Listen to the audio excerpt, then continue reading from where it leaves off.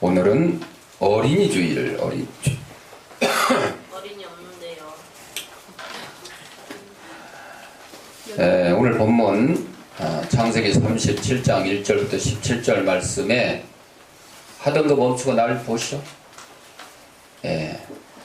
야곱의 자녀 교육에 대한 말씀이 나와 있습니다. 우리가 잘 아는 요셉의 얘기를 통해서 요셉의 아버지 야곱이 어떻게 자녀를 교육했는지 그런 내용이 나와 있는데, 어린이는 어른의 아버지다, 이런 역설적인 표현이 있는데, 이것은 지금 어린이가 자라서 곧 어른이 될 것이므로 지금 어린이의 마음과 육체가 장차 그가 커서 어른이 되었을 때 영육과 직결되기 때문에 나온 말입니다. 그러나 세계 역사에서 거의 예의 없이 오랜 세월을 두고 어린이들은 그들이 당장 중요한 역할을 수행하지 못하는 연고로 무시 내지는 경시되어 왔습니다. 특별히 6월 4일 지방선거를 앞두고 있는데, 선거 때만 되면 노인들한테는 자기 찍어달라고 경로당 찾아다니고 하지만은 아이들은 투표권이 없기 때문에 신경 안 씁니다. 특별히 선거 때는 신경 안 써요. 이는 모든 인간이 어린이와 장년과 노년기를 거쳐야 되는 바, 어린이를 무시하는 것은 결국 인간 스스로 자신의 인생의 중요한 일부를 비하하는 것과 같습니다. 그래서 성경에 보면 신명기 6장 7절 11장 19절에 보면 어린아이에게 신앙 교육을 할 것을 강조하는 말씀들이 나와 있고, 또 어린아이와 같지 않은 자는 천국에 들어가지 못할 것이라는 예수님의 말씀이 마태복음 18장 3절에 나와 있습니다. 그래서 어린이의 고귀함, 또 그들에 대한 마땅한 처우를 강력히 암시를 하고 있습니다. 요약을 하면 어린이들은 신체적으로나 사회적으로 마땅히 보호받아야 할 약자인 동시에 그들에게 내일의 역사가 달려있으므로 올바르게 교육해야 될 대상입니다. 동시에 그들은 진지함과 순수함을 갖춘 인격의 주체이기도 하는 것입니다. 이에 이를 각성한 몇몇 선각자들에 의해서 세계 각 지역의 교회가 중심이 되어 어린이주의를 지켜 어린이에 대한 인식을 제고시킨 것은 자랑스러운 일이라고 할 수 있습니다. 특히 유년 시절의 신앙교육의 가마력은 실로 일평생을 좌우하는 중대한 것이므로 부모와 교회 교육 담당자들은 어린이주의를 계기로 이를 거듭 각성해야 된다는 것입니다. 이 어린이주의를 꽃주일이라고도 불렀는데, 1870년 미국의 한 조합교회에서 어린이주의를 맞이하여 예배당을 꽃으로 장식하고 샤론의 꽃, 어린이라는 제목으로 어린이 예배를 드린 데서 이 꽃주일이라는 이름이 유래됐습니다. 어린이주일은 어린이들의 가능성과 꿈을 존중하는 미국에서 가장 먼저 실시됐습니다. 1856년 미국 매사추세츠주의 레오날드 목사가 6월 둘째 주일을 어린이주일로 지킨 이래 1868년 미국 감리교회에서 이날을 기념일로 정했고, 1883년에는 미국 전역에서 이날을 어린이주일로 지키는 것으로 확산되었습니다. 오늘날에도 미국을 비롯한 세계 여러 나라들은 보통 6월 둘째 주를 어린이주일로 지키고 있습니다. 이처럼 6월 둘째 주가 어린이주일로 결정된 것은 1년 중에 이때가 꽃이 가장 만발한, 가장 아름다운 이 시기가 푸르고 아름다운 어린이들의 이미지와 가장 잘 연결되기 때문이라는 것입니다. 그럼 우리나라는 어떻게 됐느냐? 초창기에 우리도 미국처럼 6월 둘째 주일을 어린이주일로 지켜오다가 1956년에 5월 첫째 주일을 어린이주일로 변경했습니다. 이는 1946년부터 지켜오던 5월 5일 어린이날과 가장 가까운 주일이기 때문이 아니라 어린이주일의 근본 취지를 가장 잘 드러낼 수 있는 날이기 때문이었습니다. 어린이주일은 성경에 나타나 있는 절기는 아닙니다. 그러나 이것이 교회 절기로 보편화되게 된 것은 근세 들어오면서 어린이들에 대한 관심이 높아졌기 때문입니다. 자라나는 어린이가 어떻게 교육되느냐는 미래에 무한한 가능성과 직결되기 때문입니다. 그럼에도 불구하고 사회는 물론 교회에서조차도 이들은 아무 대책 없이 방치되고 있었기에 몇몇 뜻있는 목회자들은 어린이들을 위한 교회에 특별한 봉사가 있어야 된다고 강조를 했습니다. 미국 최초의 어린이주의를 제정한 유니버셜 리스트 제1교회 레오날드 목사님 역시 이러한 생각을 하고 있던 사람 중에 한 사람이었습니다. 그래서 레오날드 목사님은 전화 와서 받았고 빨리 교회 오라고 그래. 누군지 몰라도. 레오날드 목사는 1856년 어린이들을 그리스도인으로 훈련시키고 어른들에게 어린이에 대한 인식을 새롭게 한다는 취지에서 6월 둘째 주를 자신이 사역하는 교회 어린이주일로 정하고 그날 어린이주일 행사를 거행했습니다. 레오날드 목사의 어린이주일 시행 이후에 교인들은 이에 대한 높은 관심을 나타냈고 그 결과 1868년에는 미국 감리교에서 6월 둘째 주를 어린이주일로 정식으로 승인하고 이러한 결정은 교단을 달리하는 다른 교파에도 영향을 미치게 되었고 그래서 1883년 미국 장로교를 비롯한 대부분의 다른 교파들도 어린이 주일안을 결의안으로 통과시켰습니다. 이러한 과정을 거쳐 어린이 주일은 교회 절기의 일부분으로서 위치를 갖게 되었습니다. 그러나 이무렵 우리나라에서는 아직도 어린이에 대한 인식이 성숙하지 못했음은 물론 어린이라는 호칭조차 없었던 상태였습니다. 따라서 당시 우리에게 선행되어야 했던 것은 어린이주일의 제정보다는 자라나는 어린이들에 대한 바른 인식이었습니다. 이러한 때에 방정환, 마혜성, 윤구경 등 어린이 교육의 필요성을 절감했던 선각자들이 1922년 일본 동경에서 색동회를 조직하고 활동을 시작하면서 우리나라 사람들도 어린이의 중요성을 자각하게 되었습니다. 색동회는 1923년 5월 1일을 어린이날로 정해서 어린 인격 보호와 바른 성장에 대한 어른들의 관심과 각성을 촉구하는 등 활발한 어린이 운동을 전개했습니다. 그러면서 많은 어른들이 어린이에 대한 관심을 갖게 되었고 초창기 5월 1일이 어린이날이 1927년부터는 5월 첫째 주일로 그리고 1946년에 오늘날과 같은 5월 5일로 어린이날이 변경되었습니다.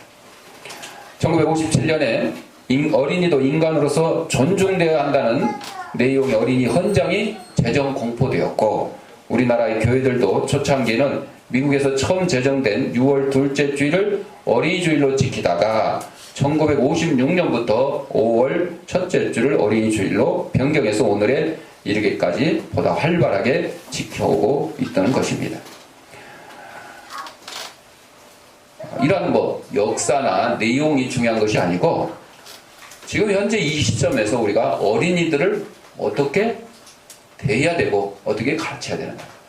보통 일반 가정에서는 어린이들을 공부를 많이 시키면 좋은 걸로 알고 학교 공부, 학교 끝나고 오면 학원 공부, 또 누가 피아노 하면 또 자기 자식도 피아노 가르치고 태권도 하면 또 태권도 가르치고 아이의 소질과 적성과 아무 상관없이 부모의 욕심에 의해서 아이들을 갖다가 계속 하루 종일 그냥 공부하는 일에 내몰게 되는 것입니다. 그것뿐만이 아니에요. 아이들을 바른 사회인으로 성장할 수 있도록 인격 교육을 시키는 것은 등한시하고 오로지 그냥 학교에서 학업 성적만 올라가면 좋은 걸로 그렇게 착각을 하고 있는데 심지어는 우리 성도들 가정에서도 마찬가지예요. 주일날 하나님 앞에 나와 예배 드리기보다 주일날 애를 갖다 학원에 보내고 또 무슨 시험 본다 그러면 주일날 시험 보는 거 우리 그리스도인들은 기독교인들은 안 봐도 돼요.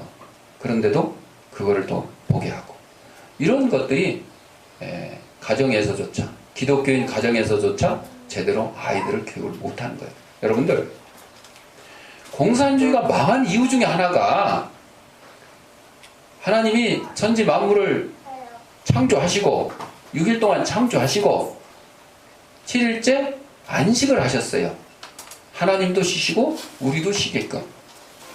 근데 공산주의자들은 하루 쉬느니 하루 더 일을 하면 그만큼 더 수확이 생길 것이고 돈을 벌 것이라고 이렇게 생각을 했는데 사실 그랬어요?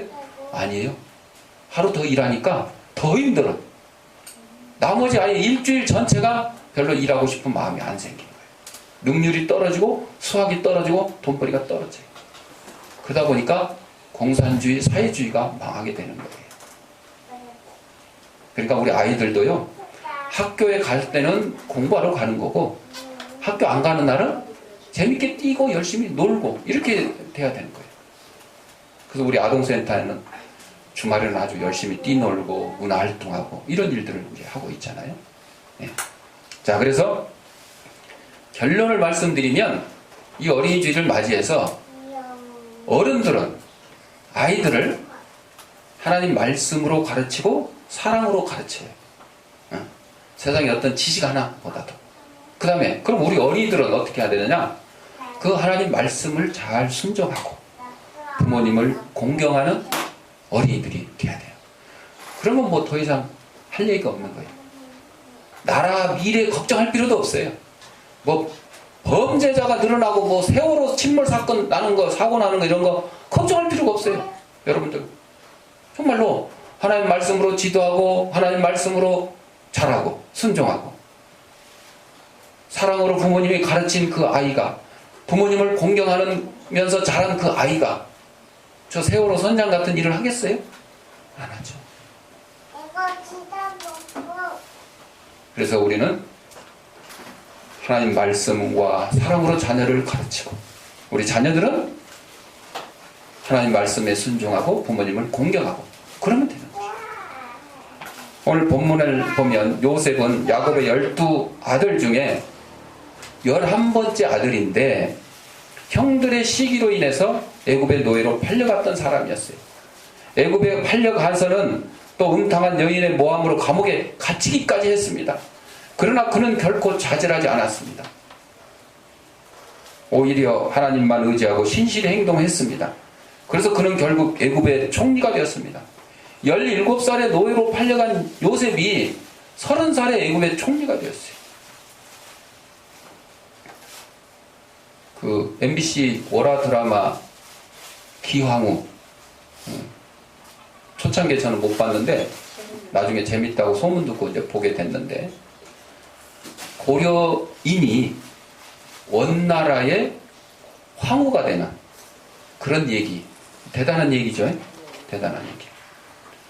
근데 이제 그걸 보면서 뭘 느꼈냐? 거기에 보면 권력을 차지하고 또 그 황후 자리를 차지하기 위해서 엄청난 싸움과 대결이 있어요. 반대파들하고. 그래서 반대파들을 몰아내고 막 그러니까 기왕후가 왕도 교육시킬 정도로 왕을 막 교육시키고 글씨를 모르는 왕을 교육시켜서 글씨를 알게 하고 정치를 모르는 왕을 정치를 하게끔 이렇게 만들었잖아요. 대단한 거는 대단한 건데 여러분 성경의 역사에 보면 에스더 왕후가 있어요. 마찬가지로 에스더는 유대인이었는데 페르시아에 포로로 끌려갔었어요. 그런데 그 페르시아에 포로로 끌려갔는데 뭐가 됐어요? 왕후가 됐어요. 근데 에스더 왕후는 이 기항후에 나오는 이름이 뭐였어요? 승냥이. 얘처럼 그런 뭐 건모술수 막 암투 이게 아니에요. 에스더는 그 외삼촌 모르드게가 시킨 대로 그대로 하고 또 민족을 위해서 죽으면 죽으리라도 나가서 기도를 했던 그런 사람이었어요. 그러니까 그런 차이를 우리가 알 수 있게 됩니다. 오늘 본문에 나오는 요셉도 마찬가지예요. 유대 사람이 애굽 땅에 오늘날 이집트에 지금은 이집트가 별 힘도 없는 몰락한 나라가 됐지만 과거에는 세계 4대 문명의 발상지 이집트 문명을 발생시킨 아주 어마어마한 나라였어요. 힘도 아주 부강했고 그런 나라의 총리가 돼요. 총리 2인자가 됐어요. 또 다니엘도 있어요.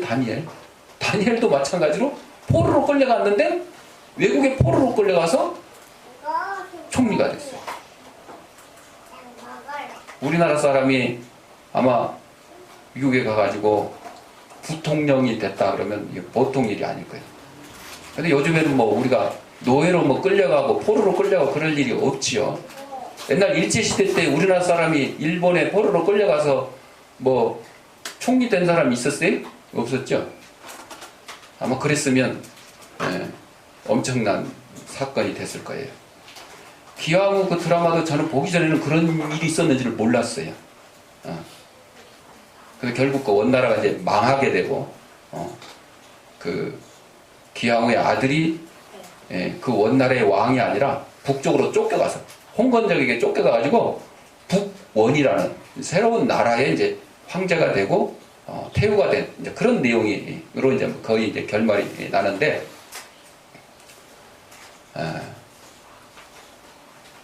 아까 얘기한 에스더 왕후나 지금 본문에 나오는 요셉이나 또 다니엘이나 이런 이스라엘 백성이 포로로 끌려가서 왕후가 되고 총리가 됐는데 그 나라는 어떻게 됐느냐? 더 번창했어요. 이런 차이가 있는 거예요. 그걸 우리가 배우는 거예요. 우리 그리스도인들은 그런 걸 보고 그런 거를 딱 깨닫고 좀 해야 돼요. 그냥 보고 막 재밌다, 야, 막 스릴 있다, 뭐 이거보다도 그런 걸 좀 깨달을 줄 알아야 되는 거예요. 뭐 전혀 보지 말라는 건 아니에요. 여러분, 우리 그리스도인들이 세상 속에서 살면서 하나님을 모르는 사람들과 살면서 어떻게 해요? 그들을 전도 대상자로 삼고 하나님의 복음을 전하고 사랑을 전하는 거예요. 우리가 솔선수범하고 모범을 보이고 그렇게 하는 것이지 딱 담쌓고 사는 거 아니에요. 어떤 사람들은 그렇게 생각하는 사람이 있어요. 나는 하나님 믿는 사람으로서 세상과 이제 담을 쌓고 살겠다. 그리고 교회 안 다니는 친구는 만나지도 않고 교회 안 다니는 사람하고 상대도 안 하고 그러면 그 사람들 누가 전도할 것이요? 아무도 전도할 수 없잖아요. 그건 아니야. 성경에 보면요, 멍에를 같이 매지 말라 했던 거는요, 예를 들어 결혼을 하게 되면 예수 믿는 사람은 예수 믿는 사람과 결혼을 해야 된다는 얘기예요. 그렇지 아니하면 큰 문제가 생기는 거예요. 사업을 하는데 동업을 하는데 예수 믿는 사람과 믿지 않는 사람이 동업을 하게 되면 또 그것도 큰 문제가 돼요. 여기서 멍에를 같이 매지 말라는 것은 이러한 중요한 일들, 우리의 신앙에 문제가 생길 수 있는 이러한 일들은 같이 해서는 안 돼요. 예를 들어 친구를 만났는데 친구하고 논의라고 교회를 안 가고 예배를 못 드린다. 이건 아니에요. 그런 멍에는 매면 안 돼요. 그렇지 않은 것들, 서로 사이좋게 지내고 서로 사랑하며 지내고 이런 것들은 얼마든지 해야 되는 거예요. 다시 본문으로 돌아가면 애국으로 종으로 팔려간 요셉이 좌절하지 않고 하나님만 의지하고 신실히 행동을 했더니 애국의 총리가 된 거예요. 이렇게 요셉이 모든 어려움을 굳건히 이겨낼 수 있었던 것은 무엇이냐? 그 배경에는 요셉을 훌륭히 교육시켰던 야곱의 공로가 있었습니다. 이제 야곱의 자녀 교육을 통해서 그 답을 우리가 알아보는 것입니다. 1905년에 평양 지방에서 있었던 일인데 나이 70 넘은 노인이 예수를 믿기로 작정하고 교회에 나왔습니다. 며느리도 교회로 인도했고 두 아들도 믿게 만들었습니다. 이제 이 노인이 세례를 받고자 했는데 그때는 세례받는 규정이 굉장히 까다로웠습니다. 선교사는 노인에게 특별히 봐주어서 십계명과 사도신경과 주기도문만 외우면 세례를 주겠다고 했는데 70 노인이 이것도 힘들잖아요. 열심히 외우려고 노력을 했는데 다 외워가지고 선교사 앞에 가서 딱 하려고 그러면 말문이 꽉 막히는 거예요. 선교사님 얼굴만 보면 말문 막혀요. 우리도 그렇죠. 우리도 열심히 뭘 공부도 하고 외워가지고 했는데 선생님 앞에 가서 딱 하려고 그러면 생각이 안 나. 또 많은 사람들 앞에 가서 하려고 그러면 생각이 안 난다. 그 바람에 이 노인이 세례 받는데 2년이나 늦어졌어요. 3년째 되는 날, 2년 동안 이제 퇴짜를 맞았어요. 3년째 되는 날 세례 문답하려고 온 선교사는 노인에게 사도신경을 외워보라고 또 얘기합니다. 그때 노인이 말합니다. 목사님, 갓난 아이가 주기도문을 외울 줄 알아요? 십계명을 알 줄 알아요? 이렇게 물었어요. 나는 나이 먹으면 애기가 된다 그랬으니까 나 이제 70 넘었으니까 애기나 마찬가지. 그러니까 차라리 나를 어린아이로 여기고 유아 세례를 주십시오. 여러분 유아 세례 할 때 애한테 뭐 주기도 뭐 물어봐요? 안 물어봐요. 부모의 신앙을 보고 그냥 세례를 주는 거잖아. 그러니까 나 70 넘은 노인 어린아이니까 물어보지 말고 그냥 유아 세례 주세요. 이렇게 얘기를 했대요. 자신을 어린아이로 여기고 세례를 베풀어 달라는 이 70 노인의 믿음을 보고 선교사가 세례를 베풀었다 하는 것입니다. 야곱이 요셉을 비롯한 자녀들을 어떻게 교육을 시켰냐? 2절에 보니까 정직하도록 교육을 시켰다. 2절에 보면 요셉이 아버지한테 막 이르는 게 나오죠. 어떻게 보면 이게 좋은 것 같지가 않은 것 같아. 그런데 아버지가 자녀들을 정직하라고 교육을 시키지 않았으면 요셉도 아마 일르지 않았을 거야. 근데 일렀어요. 야곱은 하나님의 교훈으로 요셉을 가르쳤고 그 말씀 안에서 정직하도록 행하도록 요셉을 교육을 했기 때문에 일단은 잘못된 것은 다 아버지한테 보고했어요. 고자질한 게 아니라 여러분 고자질한 거하고 이 정직하게 얘기한 거 잘 구분을 해야 돼. 그냥 누가 무슨 얘기하면 전부 고자질로 생각하면 그거는 가정교육이 잘못된 거야. 정말 정직하게 얘기. 자, 우리 수연이가 오늘 안 왔습니다만 수연이가 뭐든지 갖다 막 얘기해. 오빠가 어쩌고 저쩌고 한 것도 집에 가서 얘기하고 또 여기 오면 나한테도 얘기하고 사모님한테 얘기하고 선생님한테 가서 얘기하고 누가 어쨌어요 누가 저쨌어요 다 얘기를 해요. 여러분들 잘못 생각하면 그게 고자질로 보일 수 있어요. 그러나 잘못된 걸 얘기하는 거는 절대 고자질하는 게 아니에요. 고자질이라는 것은요 남을 시기하고 질투해서 잘못된 것도 아닌데 침소봉대해가지고 막 어마어마한 잘못한 것처럼 갖다 막 일러 바치면서 거기다가 막 살을 갖다 더 붙여가지고 애를 먹이려고. 이게 이제 고자질이죠. 자, 이렇게 야곱이 자녀들을 정직하도록 교육을 했기 때문에 요셉도 이렇게 잘못된 것을 아버지한테 얘기했어요. 그래서 형들의 행동이 부당하다는 것을 분별했고 불의와 타협하지 않고 정직히 아버지에게 고했습니다. 결국은 11 형제 중에 요셉이 가장 정직했고 그 형들에게 정직한 동생은 아버지한테 사랑을 받았지만 형들한테는 뭘 받았어? 미움을 받았죠. 쉽게 말하면 왕따를 당한 거야. 왕따를. 그 시인 하인에 있어. 하인에 사랑과 정열의 시인이라 그래. 잘 모르겠는데 하여튼 이름은 들어본 것 같아. 가끔 집에서 파티를 열었는데 어른들을 부른 게 아니라 어린아이들을 막 저한테 불러서 파티를 하는 거예요. 그러니까 그냥 그 하인의 시인의 집에는 거의 그냥 어른들은 별로 없고 어린이들만 막 북적북적 어린이들만 북적북적. 한 친구가 하인에게 물어봤습니다. 여보게 자네에게는 아이가 없지 않는가? 그런데 도대체 저 아이들은 누군가? 그리고 저렇게 떠드는 어린이들 틈에서 어떻게 시를 쓰는지 이해할 수가 없고. 하인애가 밝은 표정으로 말합니다. 우리 마을의 꼬마들인데 어린이들이 와서 여기 놀면서 깔깔대는 그 웃음 또 가식 없는 얼굴 그것을 볼 때 내가 시상이 떠오르네. 시를 쓸 내용이 떠오른다네. 이렇게 대답을 했다고 합니다. 그래서 나는 시를 쓰기 위해서라도 아이들을 불러다가 파티를 한다네. 여러분 어떤 어른들은 아이들이 떠들고 장난치는 거 막 싫어하죠. 조용히 해라. 교회에서도 그래요. 교회에서. 그래서 유아실 따로 만들어 놓고 유리벽 딱 해놓고 그 안에서 뒹굴든 멀든 스피커 소리만 나가게 하고 애들은 뭐 목사님이 설교를 하는지 찬송을 하는지 기도하는지 아무 상관없이 막 떠들고 그게 별로 좋지가 않아요. 성경적이지가 못해요. 떠들고 까불더라도 같이 예배를 드리는 게 좋아요. 왜? 그 가운데 그 어린 심령에 하나님께서 말씀을 주시고 깨닫게 하시고 말씀대로 성장을 시켜주시는 거예요. 여러분 콩나물 얘기했잖아요. 콩나물이 뭘 먹고 자라요? 물. 근데 우리가 보기에는 콩나물이 물을 뿌리면 도대체 어디로 물을 받아먹는지 모르겠어요. 받아먹을 구멍이 안 보이는데 이런 화분에 물을 주면 흙 속에 물이 스며 있어서 뿌리로 빨아들이라는데 콩나물은 그냥 머리서부터 주르륵 흘러서 뿌리로 통해서 그냥 밑으로 내려가는 거예요. 예. 밑에 물이 또 고여 있는 것도 아니고 구멍이 숭숭숭 뚫려가지고 쫙 빠져.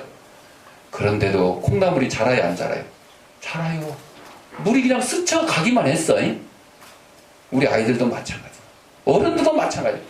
하나님의 말씀을 들으면 들을수록 내 귀에 들어오지도 않고 한쪽 귀로 씩 나간 것 같아도 우리의 믿음은 자라요, 안 자라요?